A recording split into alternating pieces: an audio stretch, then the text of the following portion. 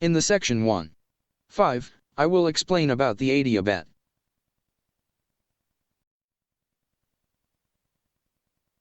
First, let me explain about importance of the adiabat.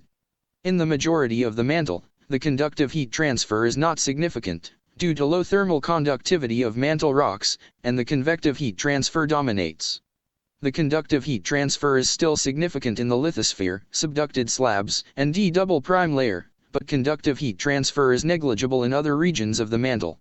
When the conductive heat transfer is negligible, the temperature varies by ascent/descent due to mantle convection in the following way. A mantle rock ascends. Then, the pressure, P, decreases. Then, the volume, V, of the mantle rock increases. Then, the rock does work, W, to the surroundings. Then, the rock loses some internal energy, E. Then, the temperature, T, of the rock decreases. Thus, the temperature, T, of a rock decreases by ascending. In the opposite way, the temperature, T, increases with increasing depth. In this process, there is no heat transfer between the rock and surroundings. The entropy, S, of the rock therefore remains constant. The adiabat is the temperature gradient without heat transfer. Mathematically, the adiabat is the partial derivative of the temperature, T, with respect to the pressure, P, at a constant entropy, S. In the mantle, the pressure, P, monotonically increases with increasing depth, Z.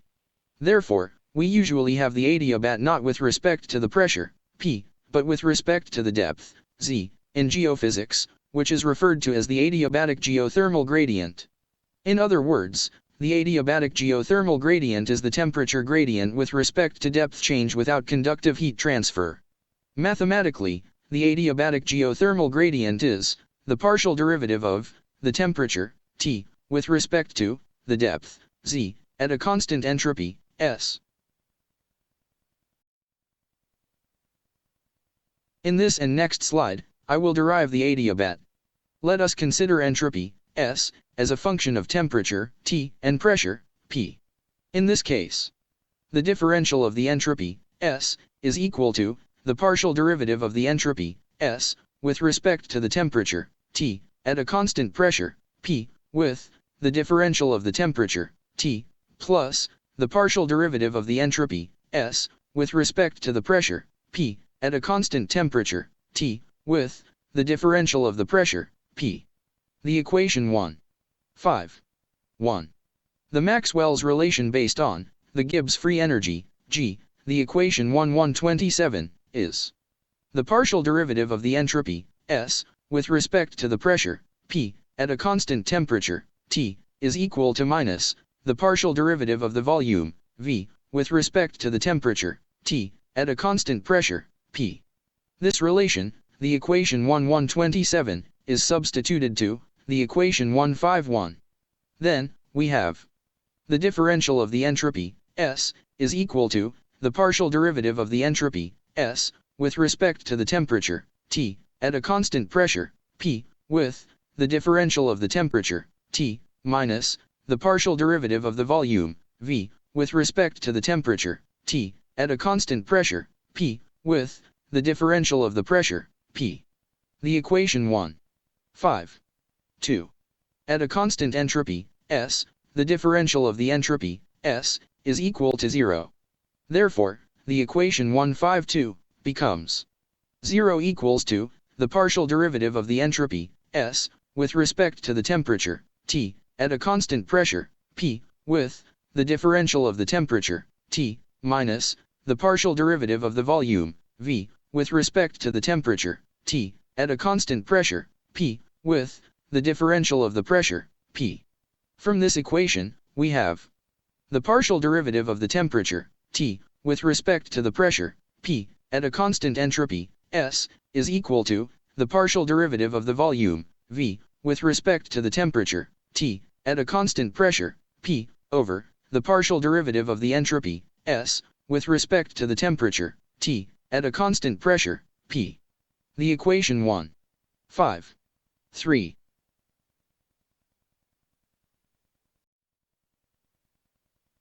We recall the definition of the isobaric heat capacity, the equation 1.24, the isobaric heat capacity, Cp, is defined as the temperature, T, times the partial derivative of the entropy, S, with respect to the temperature, T, at a constant pressure, P.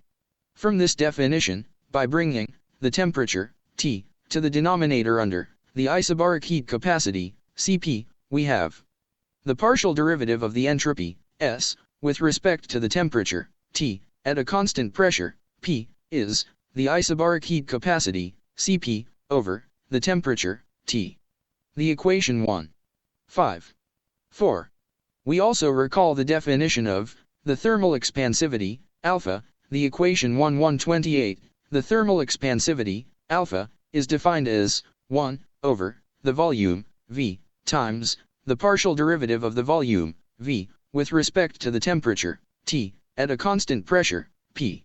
From this definition, by bringing the volume, V, to the next to the thermal expansivity, alpha, we have the partial derivative of the volume, V, with respect to the temperature, T, at a constant pressure, P, is equal to the thermal expansivity, alpha, times the volume, V. The equation 1. 5. 5.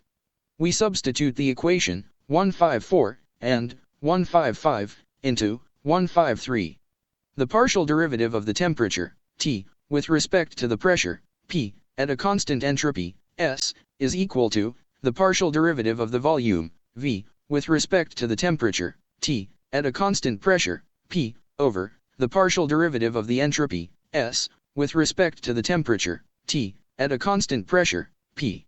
Then we have the partial derivative of the temperature, T, with respect to the pressure, P, at a constant entropy, S, is equal to the thermal expansivity, alpha, times the volume, V, over the isobaric heat capacity, Cp, over the temperature, T. Therefore, the partial derivative of the temperature, T, with respect to the pressure, P, at a constant entropy, S, is equal to the thermal expansivity, alpha, times the volume, V, times the temperature, T, over the isobaric heat capacity, Cp. The equation 1. 5. 6.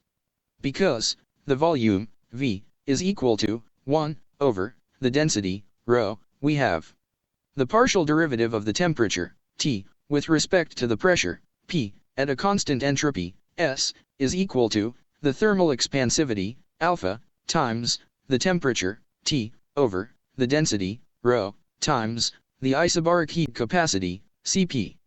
The equation 1. 5. 7. Here, we obtain the adiabatic geothermal gradient. We consider a vertical column in the earth. The gravity force, F, to an body underneath, by the body above, is equal to the density, rho, times the gravity constant, g, times the area, a, times the depth interval, delta z. The equation 1. 5. 8. Because the weight above the body increases with increasing depth, z, the gravity force, F, increases with increasing depth, z. Because the pressure, P, is the force, F, normalized by the area, A. The differential of the pressure, P, is equal to the differential of the gravity force, F, divided by the area, A. From the equation 158, the differential of the pressure, P, is equal to the density, rho, times the gravity constant, g, times the area, A, times the differential of the depth, z, over the area, A. Then, the differential of the pressure, P, is equal to the density, rho, times the gravity constant, g, times the differential of the depth, z.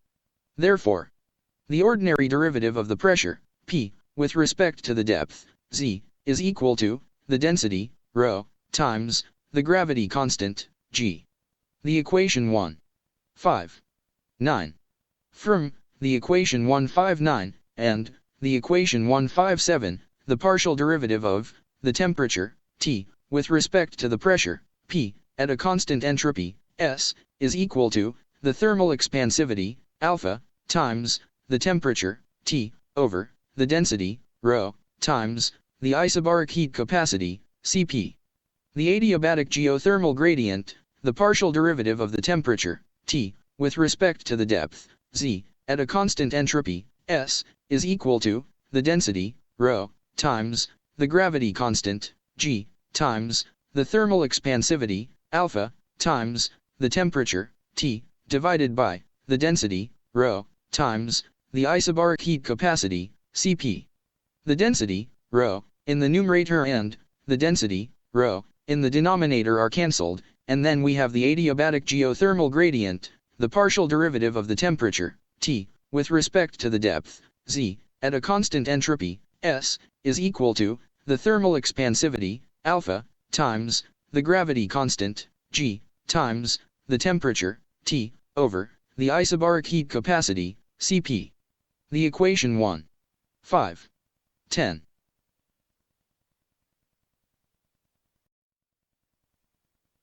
As we have seen, the adiabatic geothermal gradient is gradient, the partial derivative of the temperature, T, with respect to the depth, Z, at a constant entropy, S, is equal to the thermal expansivity, alpha, times the gravity constant, G, times the temperature, T, over the isobaric heat capacity, Cp. Among these parameters, one may consider that the thermal expansivity, alpha, may be about 3 times 10 to minus 5 per Kelvin. The gravity constant, G, is 10 meters per square second. This value is certain, because the density distribution in the mantle is fairly well understood. The temperature, T, at the 400 km depth would be 1830 Kelvin. The isobaric heat capacity, Cp, would be 1.2 joule per gram Kelvin. These values of the parameters suggest that the adiabatic geothermal gradient in the Earth's mantle is 0.4 Kelvin per kilometers. However, the adiabatic geothermal gradient in the mantle is considered smaller than this value, 0.4 Kelvin per kilometers. The reason is that the thermal expansivity, alpha, becomes smaller with increasing pressure.